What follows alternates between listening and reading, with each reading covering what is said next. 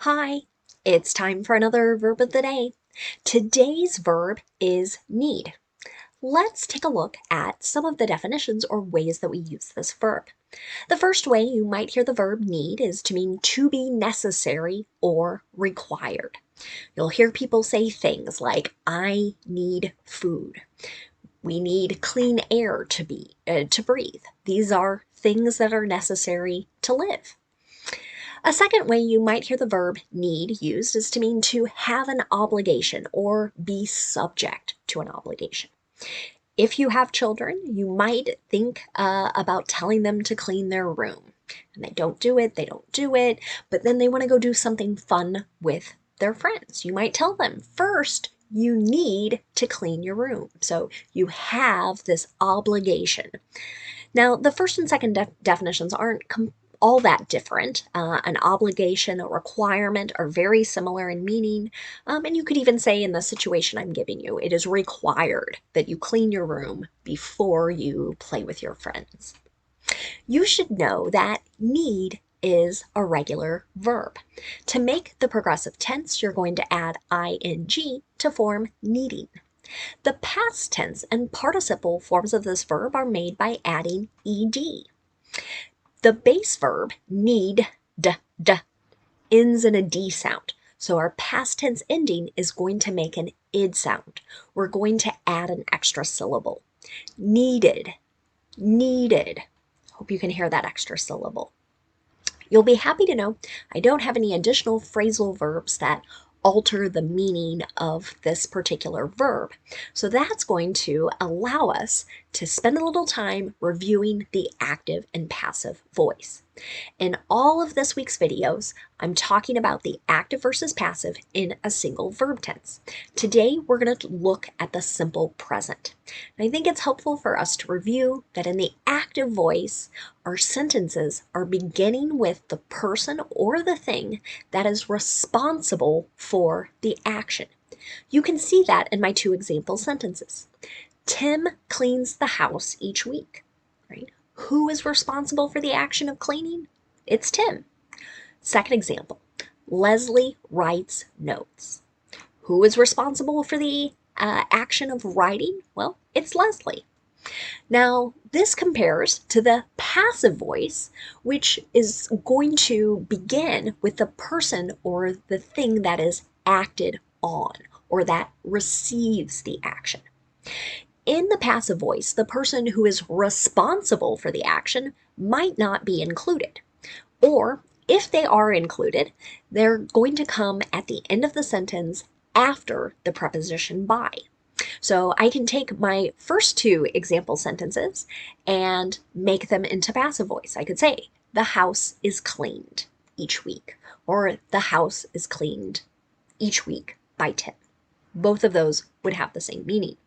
Could also say, notes are written, or I could say, notes are written by Leslie. Again, these sentences are beginning with the thing or things that have been acted on, that have received the action. So many people will ask, why do I need to know the passive voice?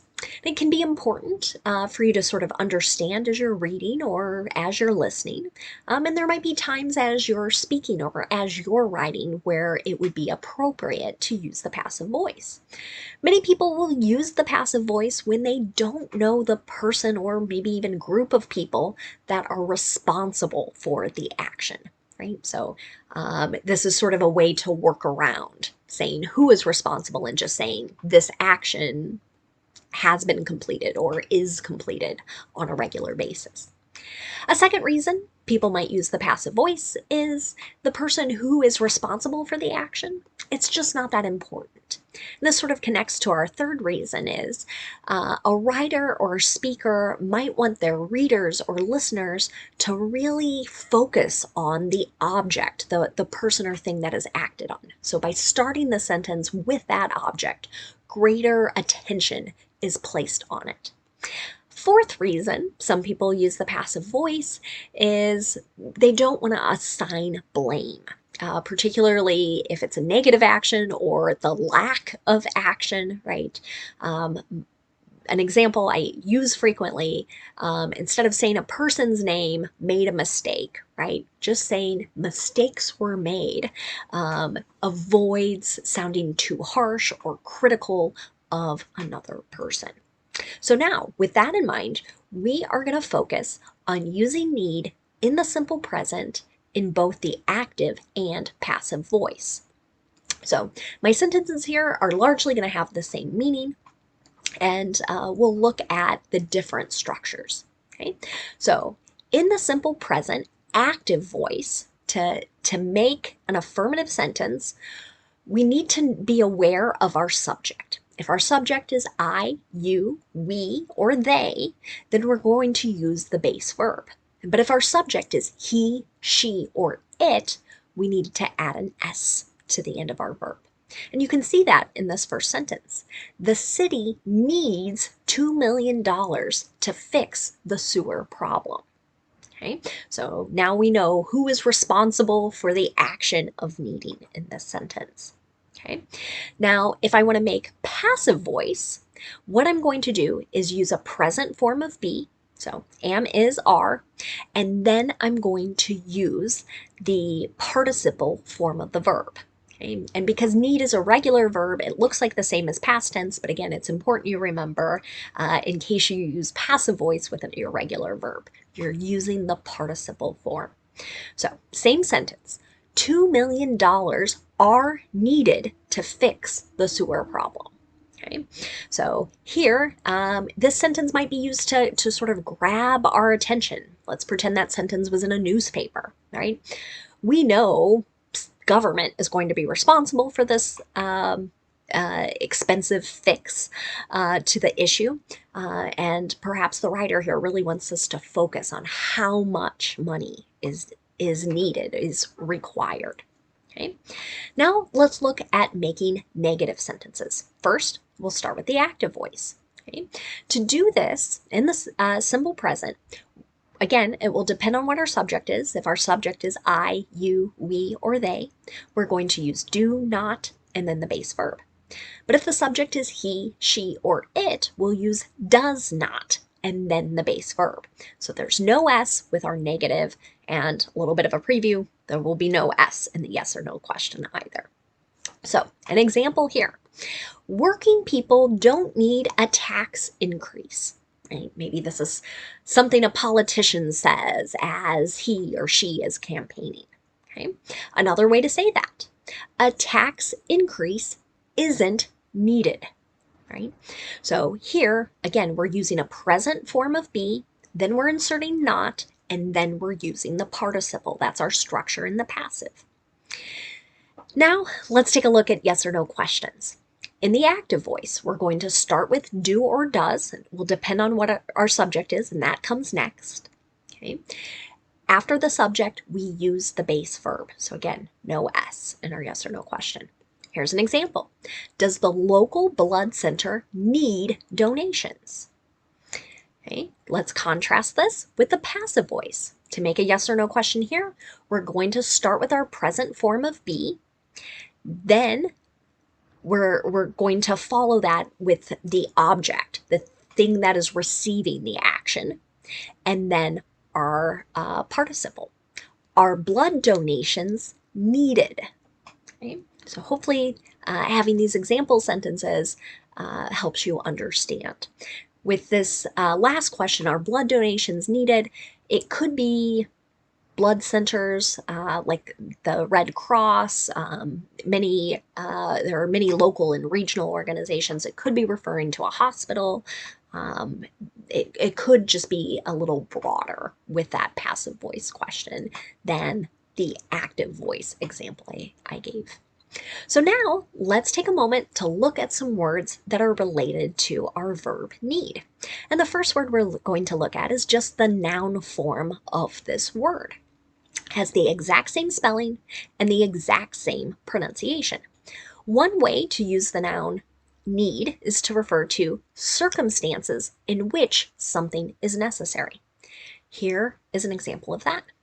Those citizens have a need for clean drinking water. So one way I can tell this is being used as a noun is because the article A comes right before it. That's always a good sign we're working with a noun. Okay, so here they have certain circumstances that require clean drinking water. A second way to use the noun need is to refer to something that is either wanted or required. Here is an example of that. The nonprofit has a need for diapers, baby food, and other canned goods. So here, these things in the eyes of the nonprofit might be required in order for them to help community members. Some might say these are things that are wanted as well. Now let's take a look at the adjective needy. This can also have a couple different meanings. One is lacking necessities. It could just be another way to refer to someone or something that is very poor. So an example of that, the organization has been helping the needy for 50 years. So again, here this is describing people who would be very poor.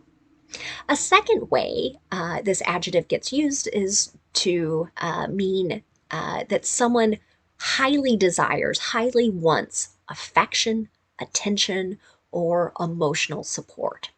So when this adjective is used, many times it's going to have sort of a negative connotation to it. So if we describe another person as being needy, it's not really a compliment. It could mean they require a lot or a great deal of attention. And that is something you'll see here in my example sentence. Her last boyfriend was so needy.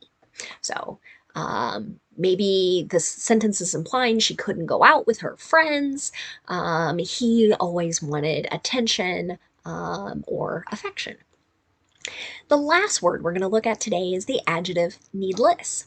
This means not needed or unnecessary. An example of this: some employers are putting needless pressure on their employees to return to the office. So we know many people have been working at home during the pandemic, and now some businesses, some employers are telling people you need to come back, right? This is required. But some feel like, no, no, no, this is unnecessary because I'm able to do my work from home and I'm not surrounded by people. I'm not possibly passing a variant of the coronavirus to others.